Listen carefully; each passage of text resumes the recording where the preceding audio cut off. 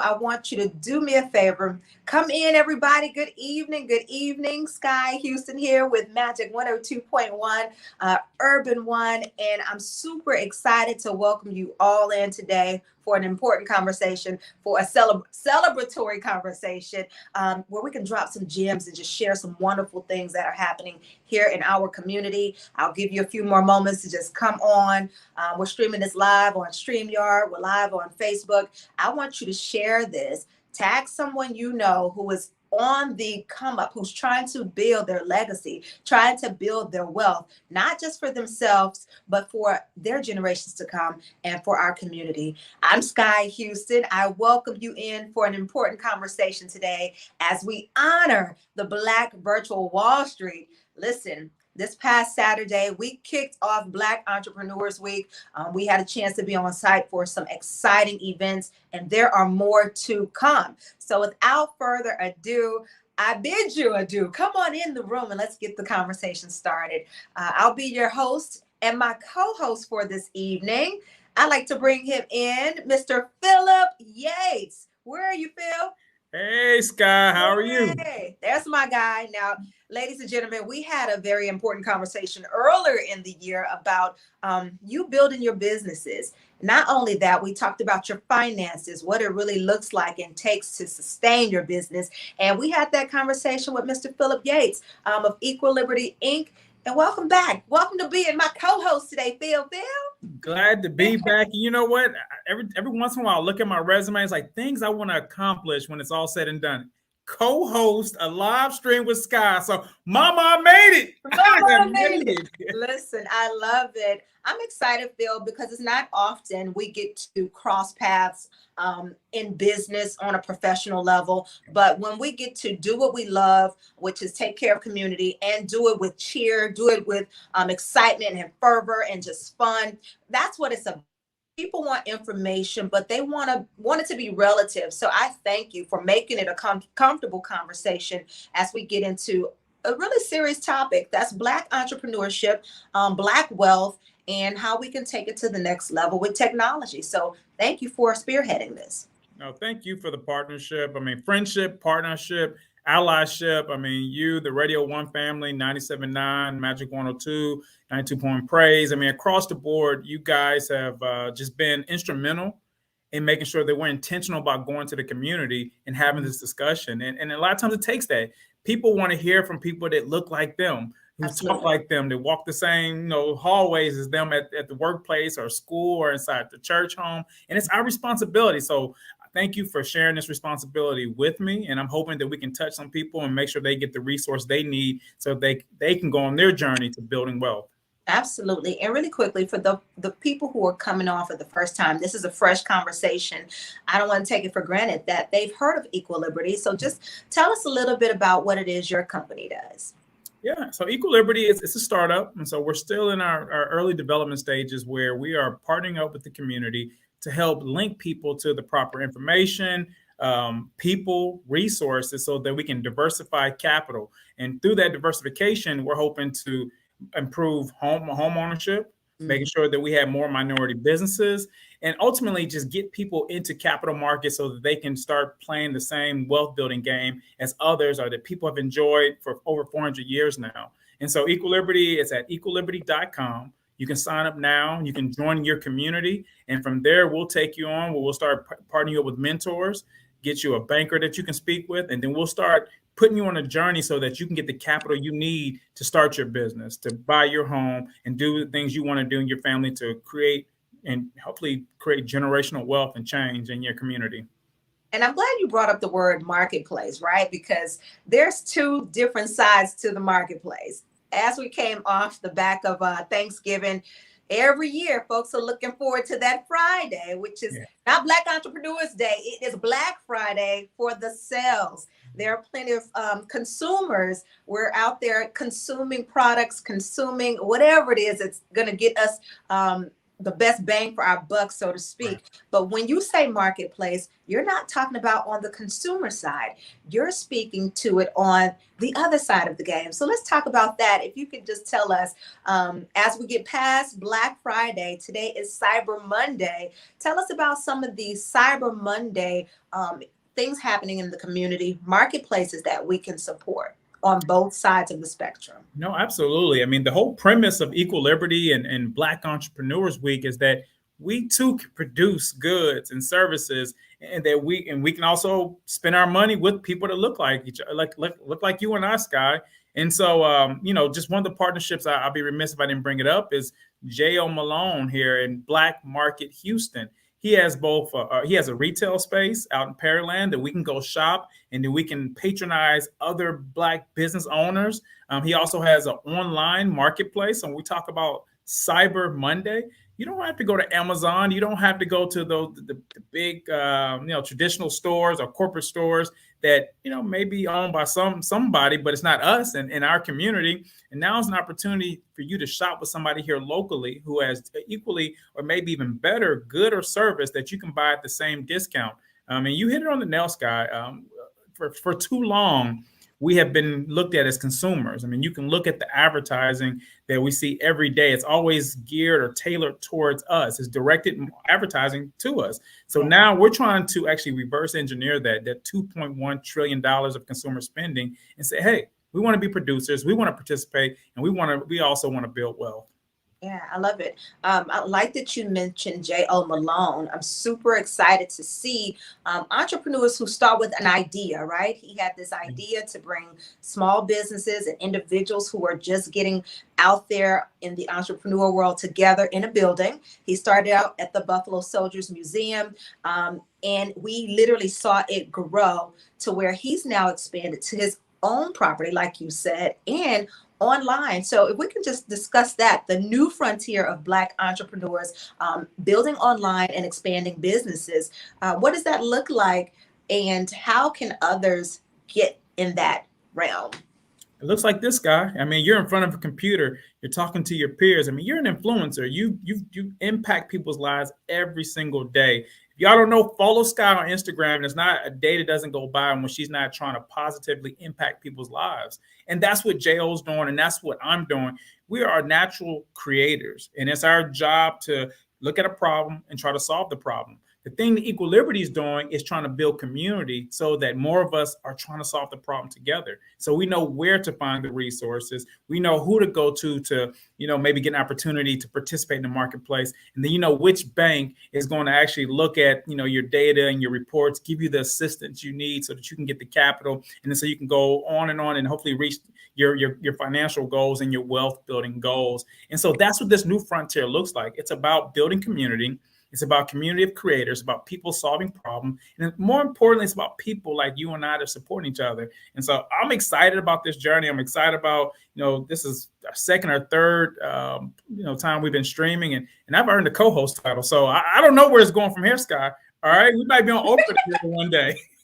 Listen, our fate is in our hands. It's cyber. We can do all things virtually. And again, today we're honoring Black Virtual Wall Street, where we're talking about building our legacies virtually and using technology to do it. And the opening day of Black Entrepreneurship Week, I mentioned before, started on Saturday, and we're trudging forward. It's an entire week of acknowledging how we can do what we need to do to build. So with that being said, if there's an entrepreneur out there, Phil, who's like, Sky, I'm used to the traditional way. I thought about getting a brick and mortar, but I keep seeing all of these buildings not reopening. Should I do my business online, or where do I start? What would you say to them? I would say start where you're at. I mean, that's the theme for today is build where you're at, keep building. And then from there, after that, test the product, and then we'll get you the resource you need to go forward. So I would say, look at free tools and resources like we're going to talk about today. We have an amazing guest, Sky and Phillip Dunn, who has actually built his own online community where they help support each other and they help people get customers, and then they help actually people build capacity. And that's what we're talking about here. It's like you can actually start building your product or service, put up a website, make sure you have the proper systems, get a mentor, whether it's through Equiliberty or whether it's through the Houston Area Urban League or one of the other communities that we support, and we'll help you grow. You don't have to make that investment anymore where you have to go get a brick and mortar that you just may not be ready for. Maybe it's because of your family dynamics. Maybe it's because you're still, working a full-time job and you have a W-2 employment. I mean, everybody's situation is different. And so with this new frontier of technology where we can build our own online platform, we can join online communities, we can build our own app where now everybody's connected through the phone. I mean, we'll talk about resources from, using Upwork and Fiverr to going in India and having somebody build your platform for little to no money, where you test it out, you build it, and then you build capacity so that you're participating in the same process that somebody else who may have had a head start or who may have more means to be a part of the economy. So I'm hoping we give out a lot of jewels. I'm hoping people who are listening ask us questions, and that way we can get them the resources they need to get their business going. Absolutely. Before we bring on our panel guest for today, I want to piggyback on what Phil just said. If you're watching right now, if you have questions that are popping in your brain as we talk, put them in the box. We'll answer them. It may be a question someone else may have, so don't feel like you can't ask as we go live. And I also want to thank our presenters today, the U.S. Black Chamber of Commerce today, Facebook. Thank you guys for supporting what we do in the community and where we're going as a community. So, Phil, let's go ahead and bring our guest in.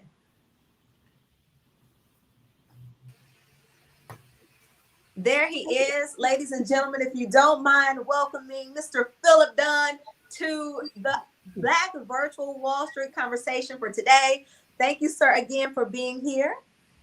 Thank you so much, Sky, and thank you so much, Phil, for allowing me to be here on behalf of USBC. First of all, let me thank you both on behalf of our president, Ron Busby, our board, and our staff.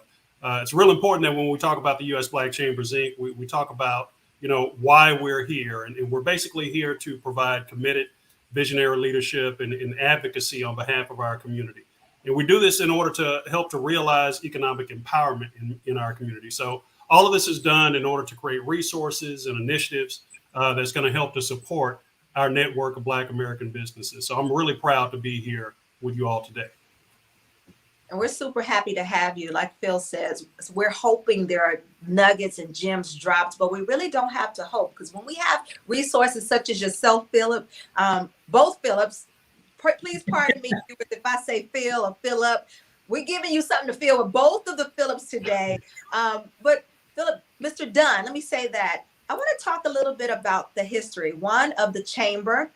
I want to talk about the history of Wall Street, Black Wall Street, and the synergy, or what makes the Black Chamber really jump on making sure the story is known about Black Wall Street historically and virtual aim that we're going after.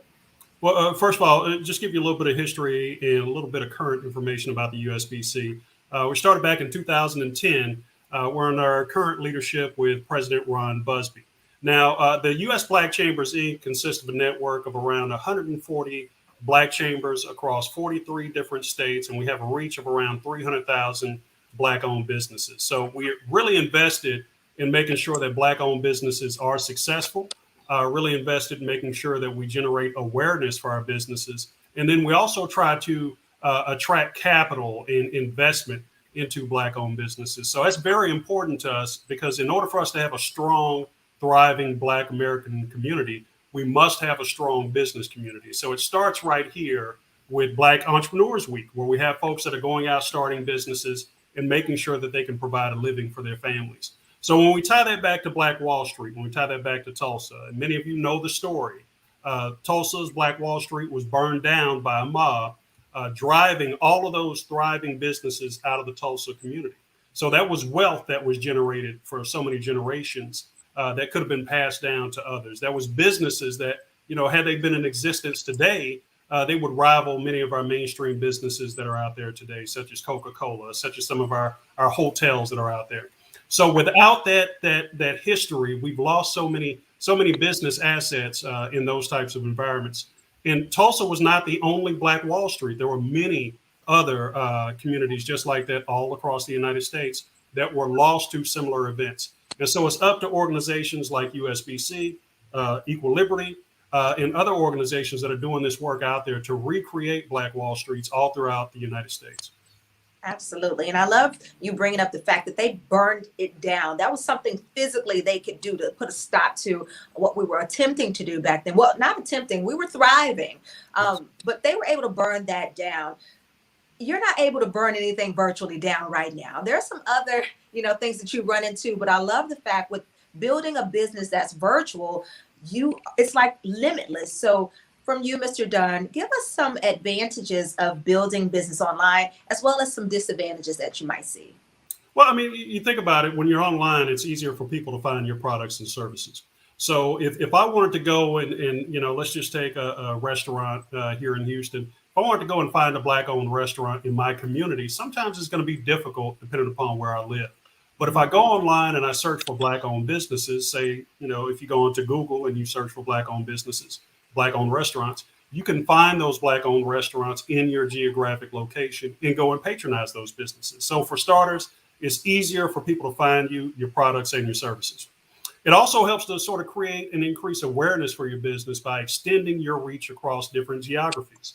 So if I'm a brick and mortar and I'm located just in one specific location, then it's going to be difficult for people to find out who I am if I'm not online. And so by having that online presence, you have opportunities for people who are searching for your business to find you and then also purchase your products and services. Now, the other thing is that you can also build online communities, and we'll talk about this a little bit more later, but these online communities help to support your brand in ways that they weren't able to do so before. So by nurturing and cultivating an online community, which is something that I've done in my personal time, you can actually create opportunities for your business to grow, thrive, and succeed. And then a couple other things is real inexpensive to maintain an online presence. We mentioned earlier that Sky Houston can be found on Instagram. I'm sure if we take a look at your followers, that's valuable. That creates a ton of value. And so for someone, say a personality who has created a business online, that followership creates value for businesses that are looking to advertise. And so by creating that online presence, you now have amassed a large following that you can later monetize down the road. And then a couple other things, marketing can be real inexpensive. So you don't have to spend a ton of money when you're online. Let's just say that you went out and you purchased a billboard to advertise on. That billboard is going to be very expensive. There are taxes to pay. There are other things that you have to pay on the property associated with that billboard.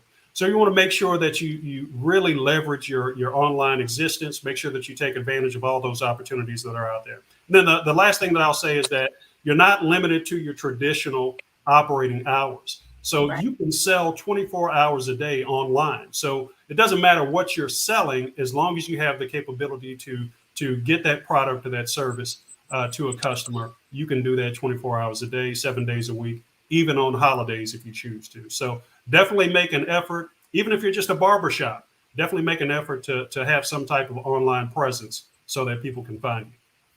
I love it. Again, welcome into the conversation as we honor Black virtual Wall Street. Now I'm in the comments. Thank you to the folks tuning in on YouTube. I see you guys there. Tuning in from Facebook. I see Win Nitra saying, I'm trying to start my business now, but I need help with resources. We'll talk about more resources that you can use.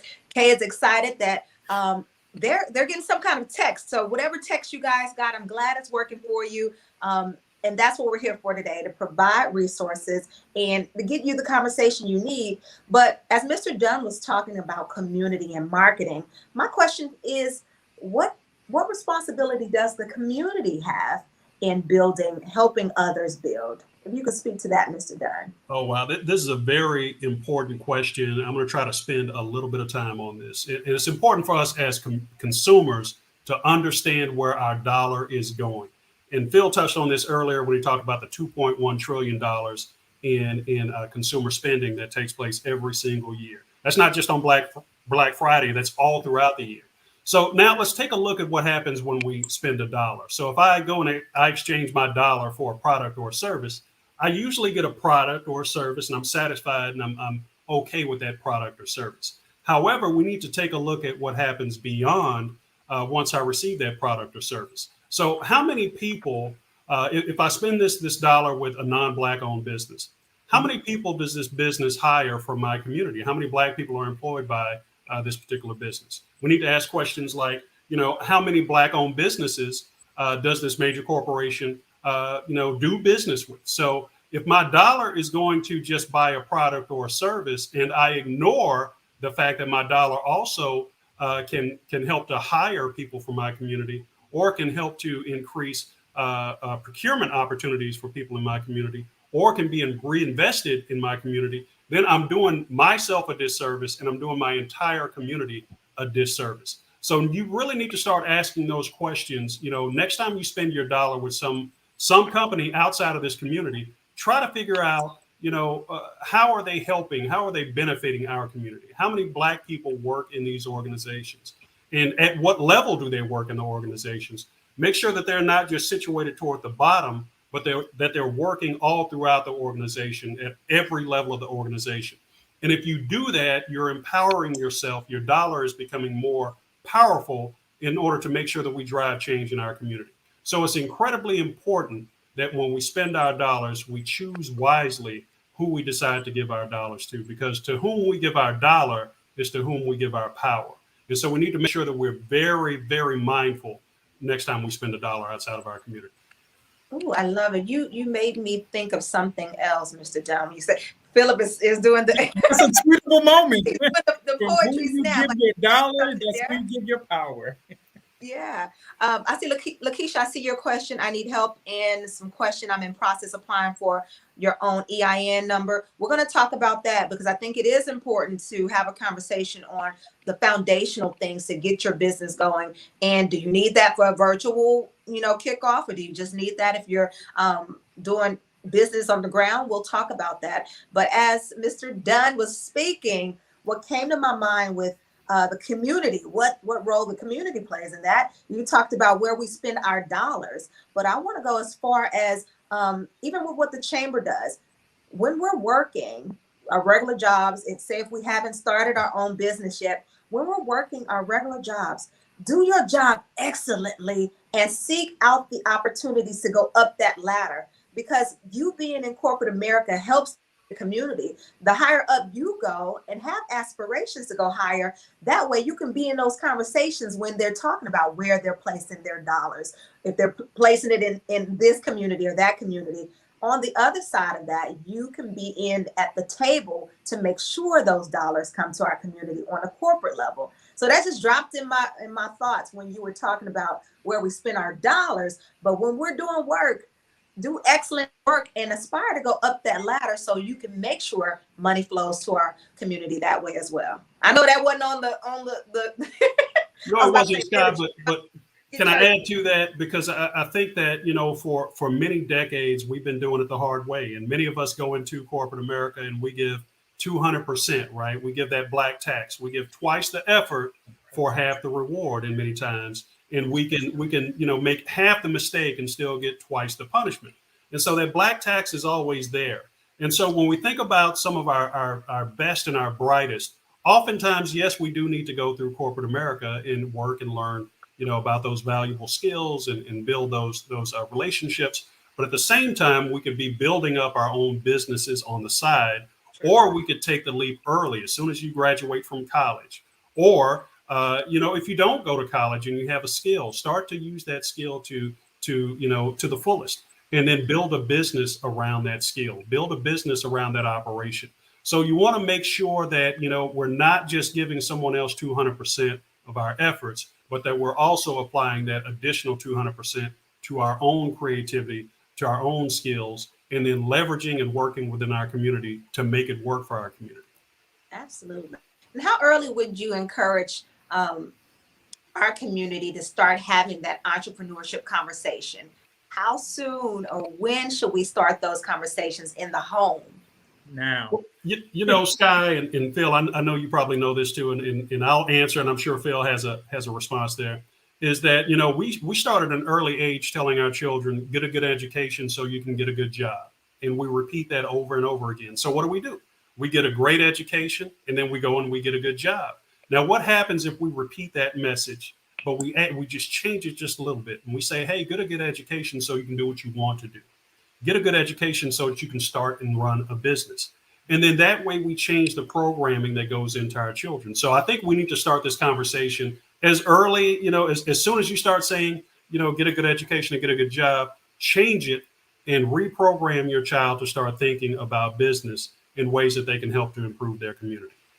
Yeah, and just piggybacking off that, Phillip. I mean, you talked about the black tax, and I learned about that a few years ago, and I've seen people in my family have to go through that experience where you have that one person who works that corporate job.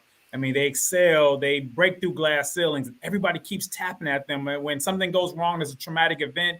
Can we borrow some money? When somebody dies, that's the person who has to bury. When there's a birthday, that's who pays. And then that person dies, and then you hit the reset button. And so when Sky, you asked a critical question, when do we start having a question? And when we start having that conversation about wealth building and entrepreneurship, it's now, because we no longer can afford to have those gaps. And so one of the things we tried to be intentional with, not only with Equiliberty, but through our partnerships with Black Entrepreneur Week, we have a generational wealth challenge. And so this Friday at the Ion, in partnership with NAACP and Lawson Academy and Chase, Urban League and Radio One, we're going to make sure that we now invite youth entrepreneurs to take part in a building wealth seminar.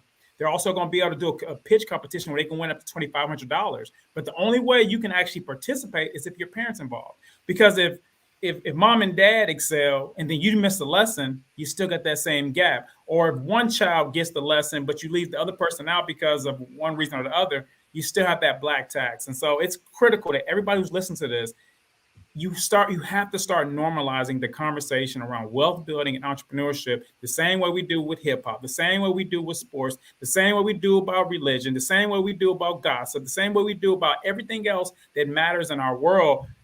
This has to become priority number one, because this is how we continue to make that change in our community. So, thank you for that question, but certainly wanted to jump in there because I think the black tax is something that we all need to study and to be cognizant of as we continue to make generational wealth and change in our communities.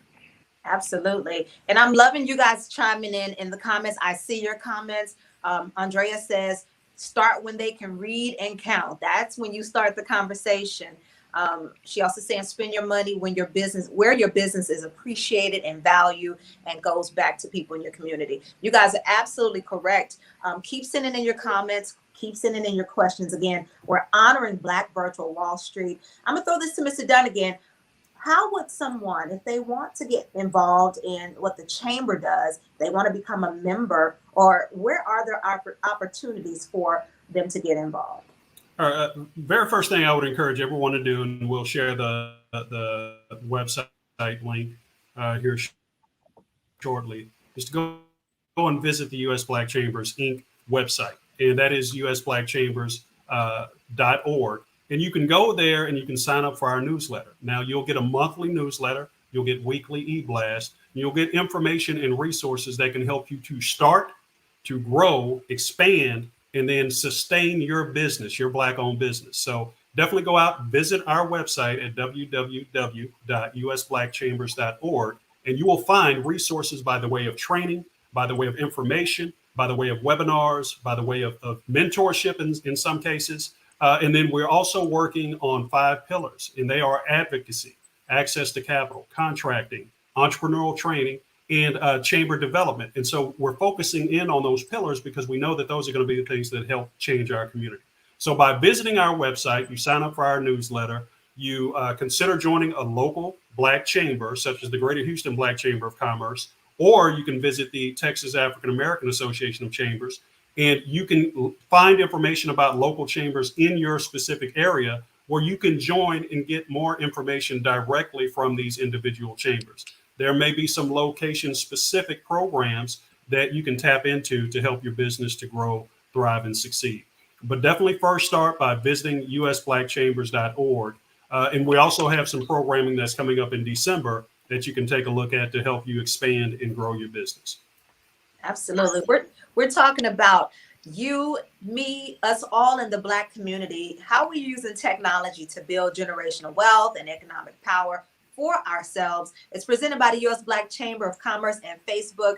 Now, my next question, and Phillip Yates or Phillip Dunn, both of you guys can chime in on this. If I'm an entrepreneur and I'm in, the funnel, my head's down, I'm building my business, how am I to stay ahead? What technology can I use to stay ahead? Or how can I even track technology itself to make sure I'm going in the right direction?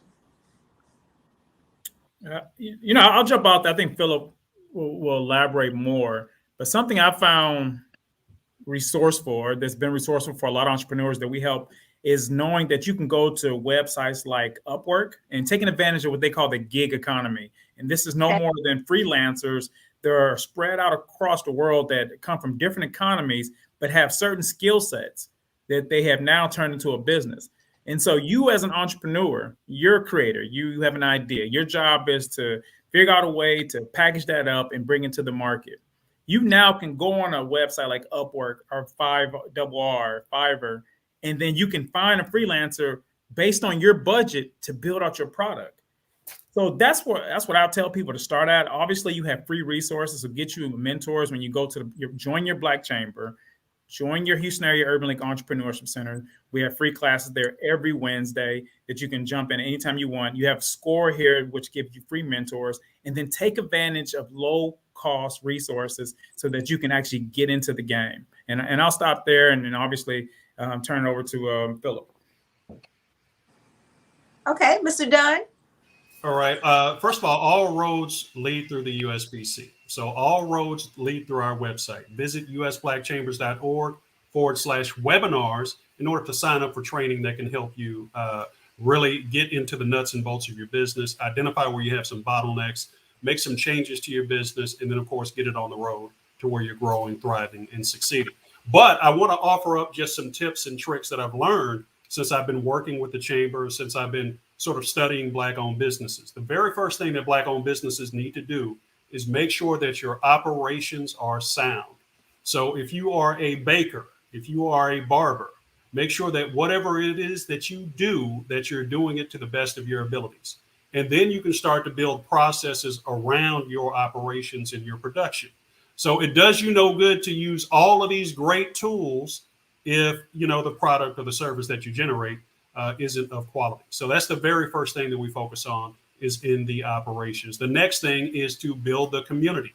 Once you build your online community, whether it's on Facebook, whether it's on some other online platform, this online community will help you to iterate through a lot of the issues and the challenges that you may find yourself, encountering when building your business. And oftentimes this costs you nothing, or if you did want to, incur an expense, you might just reward some of your online community members with free merchandise, with gift cards, etc. But those are the two things that I would recommend you do before you go spending tons of money on, lots of different, tools and techniques that are out there, because there are a ton of things that are out there. Phil highlighted a couple of things that I think would be very useful for folks using Upwork, outsourcing some of your tasks to others, going out to Fiverr, some of these other tools. One place that I'd also recommend that you all go to, whether you're starting your business or if your business has been in existence for a long time, is go to www.buyblack.us. Now, this is a tool or a platform that the U.S. Black Chambers has created. It sort of acts as a directory or a central directory for Black-owned businesses. Now, this is going to help you be found by some of our partners who are looking to do business with Black-owned businesses. So I'll recap really quickly. Go to usblackchambers.org and then visit our webinars page for more training opportunities. And then make sure that your operations are technically sound, and then work on building your community so that they can help you to make the changes that you need in order to be ready for the mainstream. And then sign your business up at buyblack.us. And then that's going to help us to help other businesses find you as well. Yeah, and Phillip, you're saying something that I think, about the Chamber, a lot of people don't take in consideration, is that you guys already have a community.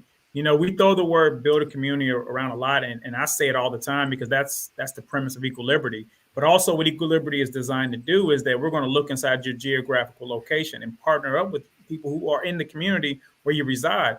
Well, the Chamber has a membership base of people who look just like you, who traveled the same economic and entrepreneurial journey that you can join. I know when I first started my law practice, I became a member of the chamber. And that's when I started getting, clients that were more serious and gave me an opportunity and allowed me to expand my practice. So anybody who's listening, I really encourage you. I mean, that should be the first community we go to as Black entrepreneurs. You start off at your urban leagues and other capacity building organizations. And obviously with Capital, we have Equiliberty now. But when it comes to economic engines and Black entrepreneurship communities, we all owe it to ourselves to start at our chambers and grow from there. Oftentimes your chambers, they have an ear to legislators. So they're working hard on your behalf with advocating for favorable policy for Black-owned businesses. In many cases, we have an ear to many corporate organizations that are looking to do business with Black-owned businesses. Think about last year after George Floyd, there were so many commitments made by major American corporations, and they needed to go to organizations like the U.S. Black Chambers to help to deliver on those commitments, whether that's providing funding for small Black-owned businesses, or whether that's providing training for Black-owned businesses, or whether that's lending a hand or a voice of support for the Black community. The Black Chamber is in place to help support the entire Black community. We just have to rally around our Black-owned businesses.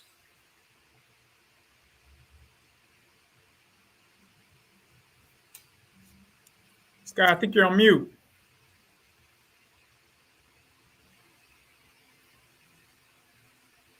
Well, this is where the co-host steps in. I'm the no, actually, no, Scott, I think you had some technical difficulty there. And while she's come back on, Phillip, talk about how we can rebuild Black Wall Street. I mean, when people always celebrated its 100th year anniversary this year, and then I had the pleasure of being on a cruise, the Tom Joyner Foundation cruise, with really the only surviving person from Tulsa at that time. He was a baby at the time when the town burned down. And so every year he goes on a cruise. And so I was really just fascinated, just to be in this guy's presence. And so, Phillip, it seems like you studied Black Wall Street. We know that you're a study of building communities and entrepreneurship. How can we use technology to build the next Black Wall Street? And Phil, I think we're doing it. I think we're doing it now. And I want to connect Black Wall Street to another significant event in our community, and that is the Montgomery Bus Boycott, which took place actually in about a week.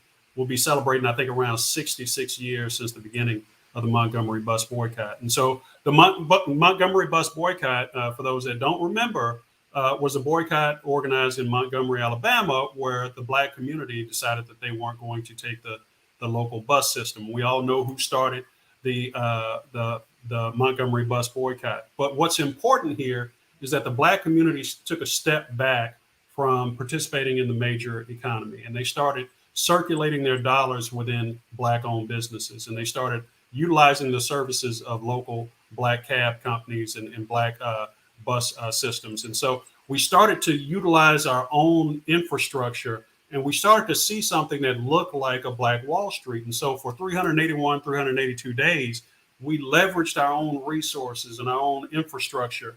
And the greater community started to see that they were missing out on all of these dollars and these transactions. But once they gave us what we wanted, we reverted back to the status quo at the time.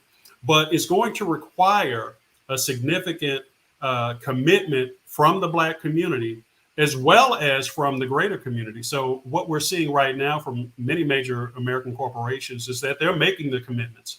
They're putting the money where it's supposed to go. They're reaching out to organizations like usblackchambers.org. They're working with organizations like Equiliberty and others, and they're really trying to make a concerted effort. So we as consumers really need to focus in on working with those companies and those corporations that are trying to create opportunities that draw wealth, income, and opportunities into our community. And then what's going to happen with those organizations that are resistant or hesitant to change? They'll start to miss out on some of those dollars that used to flow within their coffers. And so that's going to force them to drive change within their own organizations. So if we can make that commitment from the community level and continue to support organizations like usblackchambers.org, support organizations like Equiliberty that are working to expand access to capital, then we can create the businesses that can help to recreate Black Wall Street. but we've got to have that 381 days type of discipline. And when you don't have that type of discipline or commitment, we're going to continue to always get what we always got. I love the way you connected this story to history. So kudos to you. If y'all could give a virtual round of applause for Mr. Dunn. I was trying to get to this question from Yolanda Franklin. As you can see it on the screen, she's saying, how do you start a business when you're on SSI without your benefits being taken? I don't know if you guys addressed that, but I would love for you guys to address that question. And I want to speak to the creativity of our people and really stepping out, not to have a mindset of what can't be done, but think about what you're trying to build and how we move forward, even past where we are in this financial level, if we really have aspirations to grow a legacy, to have generational wealth. So if you guys, one of you guys or both of you can speak to her question of how do you start a business if you're on SSI without them taking those funds? Yeah, that's a difficult, that's a difficult question to answer, but we hear stories about, people pulling themselves up out of poverty all the time, in creating something out of nothing. Now, the challenge here is, we have a source of income that there are some restrictions around that we don't want to violate any, let's call them covenants that are placed on that source of income. So I think there you have to really read the fine print when it comes to SSI and those types of benefits, and make sure that you're not operating something that's extremely, lucrative and still accepting those benefits. So part of what I would do is create a plan, and this is just me personally. I would create a plan to sort of, gradually wean myself off of those benefits while I'm building up this business. And if your business is lucrative, productive, it is generating enough income to replace that SSI income, then you can start to turn off the tap, so to speak, from that SSI income. So that one is kind of tricky. You'd have to get into restrictions from, the federal government and see what's going on there. But I would really make the effort. If I had a dollar and a dream and a vision, I would definitely work toward that vision and slowly replace that income. Phil, you got anything to add there? I think you said it best. As an attorney, I always tell people read the fine print first. We don't want to do anything to jeopardize those benefits, especially if you're utilizing those benefits for your daily living expenses. And so you said it best. I mean, just read the fine print. Maybe even seek advice, seek counsel from your attorney, or just call the government agency and ask them. I'm interested in entrepreneurship. What's the best route for me to go without jeopardizing my income, and see what the answer may be. And we go from there. One thing I can say, being in this entrepreneurial space or in the entrepreneurship community, you're seeing people of all different ages start to become entrepreneurs. I mean, so Sky asked earlier about the young entrepreneurs, but also we're seeing people who are like 55 and up starting to look at entrepreneurship as a way to pay for their retirement. So many people who maybe were participating in an economy like the oil industry, when it took a downturn, people pivoted and they said, you know what, I'm not going back into the workforce. Instead, I'm going to go participate in this gig economy or be an entrepreneur, or maybe I'm driving an Uber. But even driving an Uber, you're an entrepreneur. And so whatever skill set you have, I mean, let's figure out what you can do legally without jeopardizing your resources. And then let's see what you're able to do in terms of capabilities. And I'm sure we can figure this out together. So you can come talk to us down at the Urban League at www.haul.org and sign up for a one-on-one consultation. We can have somebody for free take a look at your situation. Obviously, with Equiliberty, if we're in your community, we would love to help you on the capital side. But so that would be my final answer. Is definitely let's get you some help and help get some people, a team around you to help make that decision. Both Phil said it so eloquently, because had I answered the question, I'm like, go. You don't need that. Go do your thing. So I'm so glad I left it to the professionals to answer that question reasonably, because I'm like, ain't nothing to it but to do it. If it's what you set your mind on, if you have a plan, resources are there. That's the whole point of us being on here today, honoring Black Virtual Wall Street. So you know that there are options out there, and the sky is the limit to, no pun intended, but the sky is the limit to what you can create for your legacy, for your generational wealth, whatever you want to do. The resources are here. The community is here. So With that being said, the resources are continuing through this week. This is Black Entrepreneurs Week. Phil, I know we kicked it off on Saturday with an event, with a day of events. If you can recap what happened Saturday and full-fledged ahead in this week, tell us what's coming up.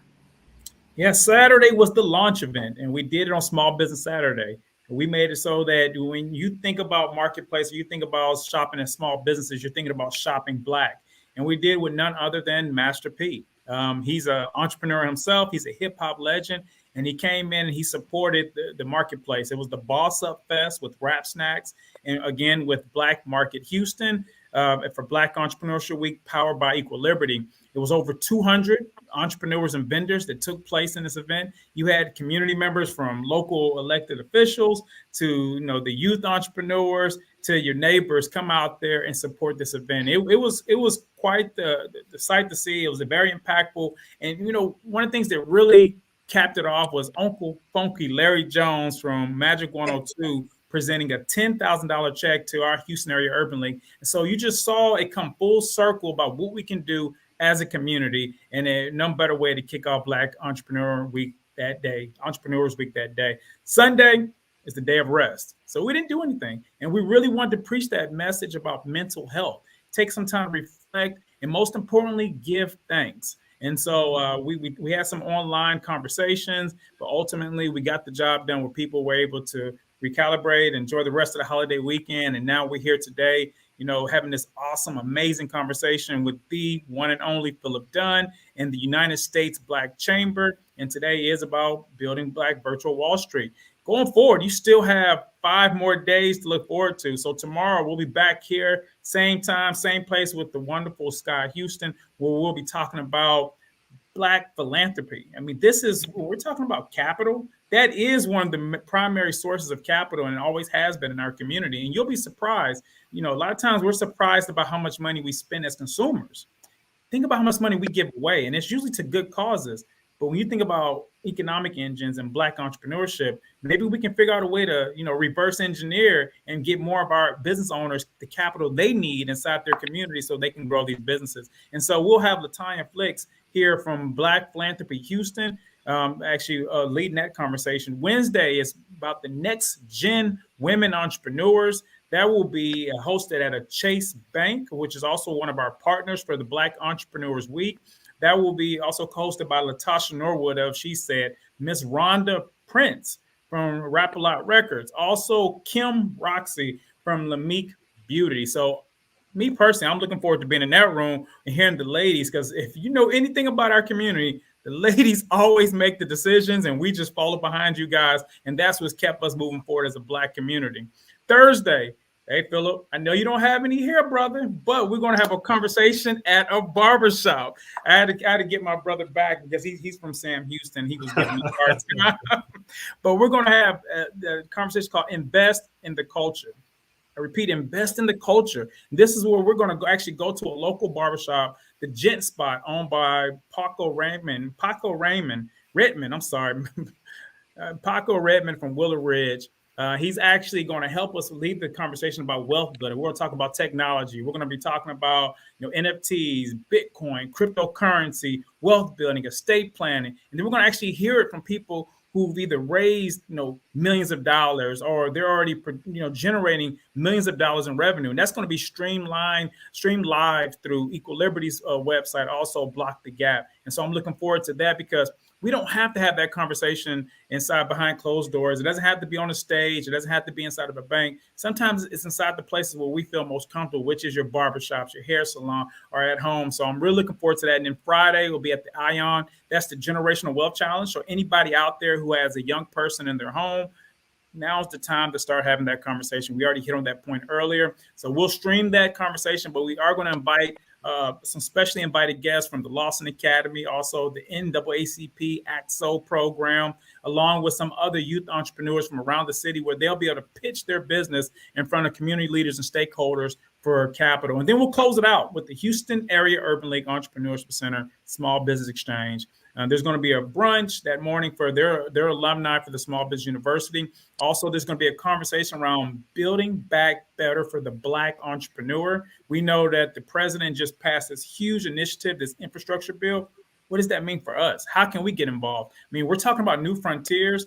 A lot of times economics, as you know, Phillip and Sky, I know you guys know, and I think we all should appreciate, when you see policies passed and there's capital behind it, we need to figure out a way to interject ourselves in there and figure out how we can be involved in that supply chain from the government to the community. There's billions of dollars that pass by. And when you're in the city of Houston, a place where we have over 8 million people, you know they're going to allocate a large amount of money. So I'm looking forward to that conversation, and we'll close it out with a community pitch competition. So if you have a startup business and you've been in business for under 2 years, this is your chance to win $10,000. All you have to do is apply and go for it. And so we have a very robust week.